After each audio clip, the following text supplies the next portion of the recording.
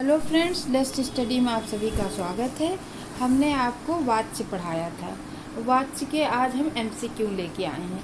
यह वीडियो आने में थोड़ी देर हो गई है, इसके लिए हमें क्षमा करिएगा। हम आपको वाच्य एक बार रिवाइज करवा देते हैं जिससे आप इन प्रश्नों का उत्तर आसानी से दे सकें। आइए देखते हैं वाच्य क्या है। वाच्य क्या होता है? वाच्य से यह पता चलता है कि वाक्य में कर्ता, कर्म और भाव में से किसकी प्रधानता है। मतलब जो वाक्य होगा उसमें कर्ता की प्रधानता है या कर्म की प्रधानता है या भाव की प्रधानता है। वाच्य से यह पता चलता है। फिर वाच्य के भेद बताए थे। वाच्य के 3 भेद हैं: कर्तवाच्य, कर्मवाच्य, भाववाच्य। तो कर्तवाच्य क्या होता है? जिस वाक्य में क्रिया कर्ता के अनुसार हो तो उसे कर्तवाच्य कहते हैं। क्रिया किसके अनुसार हो? कर्ता के अनुसार हो तो उसे कर्तवाच्य कहते हैं। कर्मवाच्य में क्या होता है? जिस वाक्य में क्रिया कर्म के अनुसार हो तो उसे कर्मवाच्य कहते हैं। क्रिया किसके अनुसार हो? कर्म के अनुसार। और जिस वाक्य में क्रिया भाव के अनुसार हो तो उसे भाववाच्य कहते हैं। इसके थोड़े ट्रिक जान लीजिए। जैसे जिस वाक्य में हो रमेश ने खाना खाया, जब ने आए तो जान लीजिए कर्तवाच्य है। रमेश द्वारा खाना खाया गया, द्वारा जब आ जाए तो कर्मवाच्य हो गया। और जैसे खाया जाता है, पिया जाता है या चला नहीं जाता है, अगर ये सब वाक्य में आए तो क्या हो गया? भाववाच्य। ये ट्रिक है, थोड़ा इसको जाने रहेंगे तो फटाक से आंसर दे लेंगे। और कर्तवाच्य में क्या होता है? सकर्मक और अकर्मक दोनों क्रिया होती हैं। और कर्मवाच्य में क्या होता है? सिर्फ सकर्मक क्रिया होती हैं। और भाववाच्य में अकर्मक क्रिया होती है। अब पहले आप जान लीजिए सकर्मक और अकर्मक क्रिया क्या होते हैं। अकर्मक, वह खेल रहा है, या नहीं पता चल रहा कि वो खेल रहा तो क्या खेल रहा। और सकर्मक में वह फुटबॉल खेल रहा है। सकर्मक में यह पता चलता है कि वह क्या फुटबॉल खेल रहा है। एक और देख लीजिए, वह पढ़ रहा है, या नहीं पता चलता कि वह क्या पढ़ रहा है, वह पुस्तक पढ़ रहा है। ठीक है। अब आइए क्वेश्चन करते हैं। क्वेश्चन पे पहला वाच्य के महत्वपूर्ण एमसीक्यू। पहला देखिए, इनमें से कौन कौन से वाच्य के भेद हैं? अभी हमने आपको वाच्य के भेद बताए थे, तो इनमें से कौन कौन से वाच्य के भेद हैं? ए कर्तवाच्य, कर्मवाच्य, भाववाच्य। बी संज्ञा सर्वनाम। सी कारक वचन। डी कर्ता का काल, क्रिया का फल। तो इसमें आंसर है ए कर्तवाच्य, कर्मवाच्य, भाववाच्य। वाच्य के 3 भेद बताए थे, तो इसका आंसर ए है। अब दूसरा देखिए, वाच्य क्या कहलाते हैं? संज्ञा के भेद ए। बी सर्वनाम के भेद। सी विशेषण के भेद। डी क्रियाओं के विधान। तो वाक्य किसके अनुसार देखा जाता है? क्रियाओं के अनुसार ना, तो क्या हो गया? क्रियाओं के विधान है। ठीक है। अब तीसरे पे चलते हैं। कर्तवाच्य किसे कहते हैं?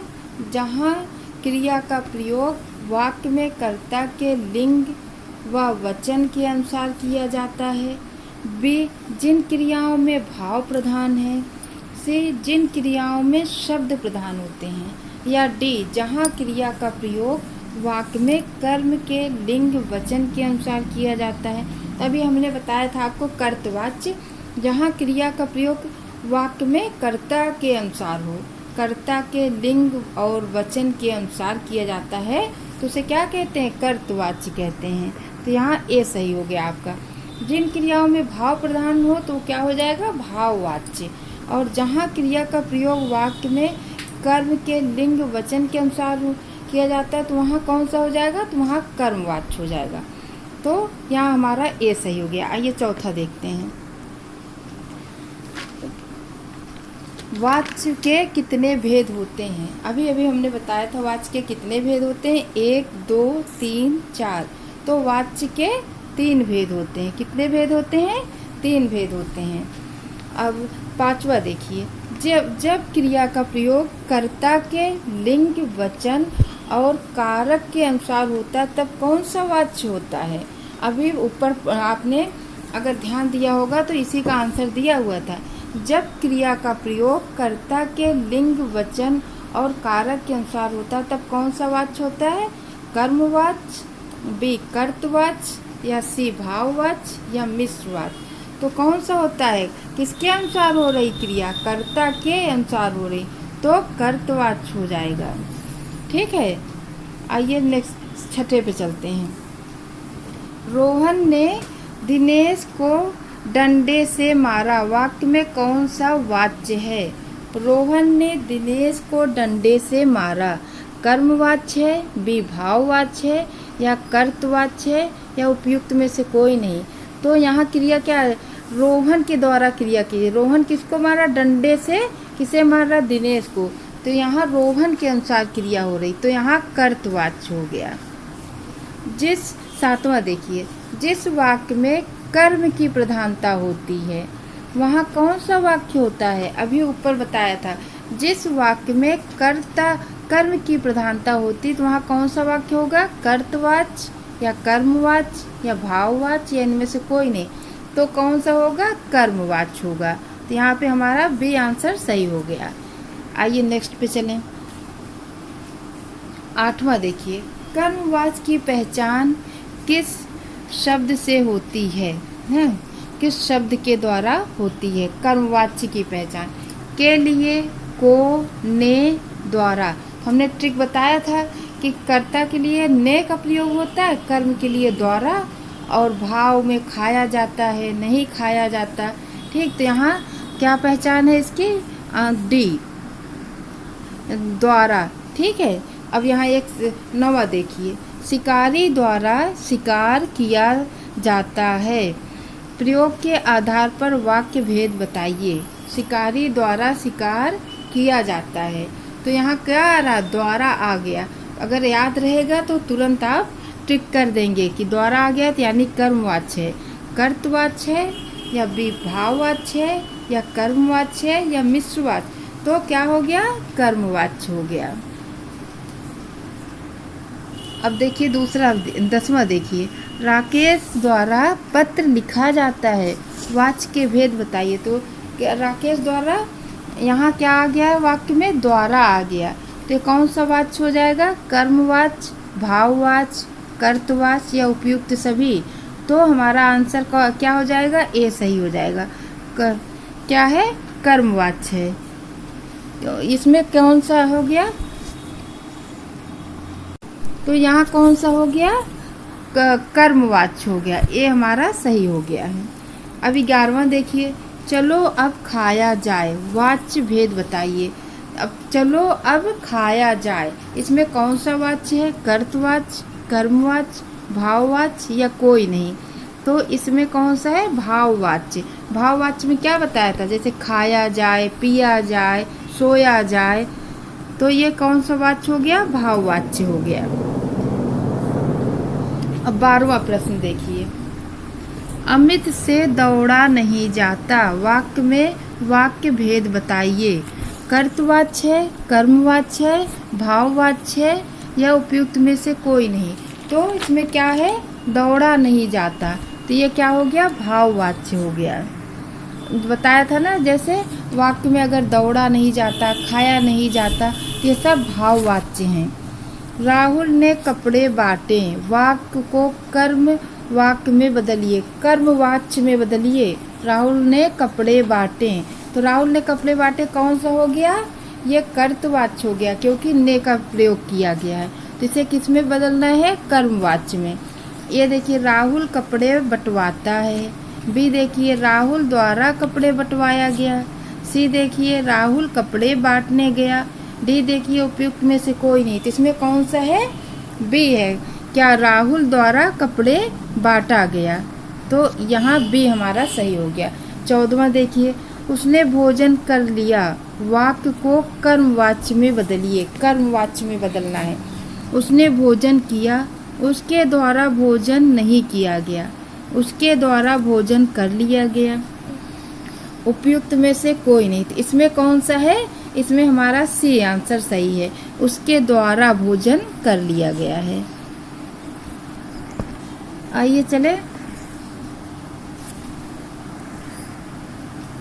उसने भोजन कर लिया, ये वाला। अब 15वां देखते हैं, चोट लगने के कारण वह चल नहीं पाया, वाक्य को भाववाच्य में बदलिए। चोट लगने के कारण वह चल नहीं पाया। बी देखिए, चोट लगने के कारण उससे चला नहीं जा सकता। सी, उसे चोट लगी थी इसलिए चल नहीं पाया। डी, चोट लगने की अवस्था में वह चल नहीं पाया। इसमें कौन सा है? चोट लगने के कारण वह चल नहीं पाया, ये तो गलत है। चोट लगने के कारण उससे चला नहीं जा सकता, तो इसमें भाव का वो हो रहा है, तो इसमें ये बी आंसर इसका सही हो गया। आइए 16वें पे चलते हैं। मैं दौड़ नहीं सकता वाक्य को भाववाच्य में बदलिए। इसको किस में बदलना है? भाववाच्य में। ए देखिए, मुझसे दौड़ा नहीं गया। बी देखिए, मुझे नहीं दौड़ना चाहिए था। सी, मुझसे दौड़ा नहीं जा सकता। डी देखिए, मुझसे दौड़ा गया। तो इसमें कौन सा है? मुझसे दौड़ा नहीं जा सकता, सी सही है। अब 17वां देखिए, प्रेमचंद द्वारा गबन लिखा गया। वाक्य को कर्तवाच्य में बदलना है, और ये प्रेमचंद द्वारा गबन लिखा गया तो कौन सा हो गया? कर्मवाच्य हो गया, क्योंकि इसमें द्वारा प्रयोग किया गया। प्रेमचंद ने गबन लिखा। बी, गबन प्रेमचंद द्वारा लिखी गई। सी, गबन प्रेमचंद द्वारा लिखित उपन्यास है। डी, प्रेमचंद से गबन लिखा गया। तो इसमें हमारा ए आंसर सही है, प्रेमचंद ने गबन लिखा। 18वां देखिए, लोगों से चिल्लाया जाता है। वाक्य किस वाच्य से संबंधित है? भाववाच्य, कर्मवाच्य, कर्तवाच्य, इनमें से कोई नहीं। तो इसमें कौन सा है? भाववाच्य। चिल्लाया जाता है, खाया जाता है, इस तरह का वाक्य आए तो उसमें क्या हो जाता है? भाववाच्य हो जाता है। 19वां देखते हैं, भाववाच्य की पहचान क्या होती है? कर्ता के साथ से, के द्वारा कारक चिन्ह होता है, क्रिया अकर्मक होती है, उपरोक्त में दोनों, या डी, ने कारक चिन्ह द्वारा। तो हमने बताया था कि भाववाच्य में अकर्मक क्रिया होती है, कर्ता के साथ से, के द्वारा कारक चिन्ह होता है, तो ये उपरोक्त दोनों हैं। 20वां देखिए, कर्तवाच्य में जिस क्रिया का प्रयोग होता है उसे क्या कहते हैं? देखिए, अकर्मक, सकर्मक, दोनों, किसी का नहीं। कर्तवाच्य में क्या बताया था? अकर्मक और सकर्मक दोनों क्रियाओं का प्रयोग होता है, इसलिए इसका सी आंसर सही हो गया। आइए 21वें पे चलें। कर्मवाच्य में किस क्रिया का प्रयोग होता है? कर्मवाच्य में, तो कर्मवाच्य में सकर्मक क्रिया का प्रयोग होता है, या अकर्मक, या दोनों, या उपरोक्त में से कोई नहीं। तो कर्मवाच्य में सकर्मक क्रिया का प्रयोग होता है।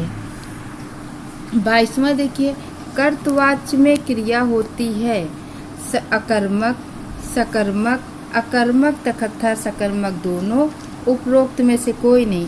तो कर्तवाच्य में अकर्मक तथा सकर्मक दोनों क्रियाओं का प्रयोग होता है। आज के लिए बस इतना ही। अगर आपको हमारा यह वीडियो अच्छा लगा हो तो इसे लाइक, सब्सक्राइब, शेयर ज़रूर करिएगा, और कमेंट बॉक्स में लिख के ज़रूर बताइए कि ये वीडियो कैसा लगा। धन्यवाद।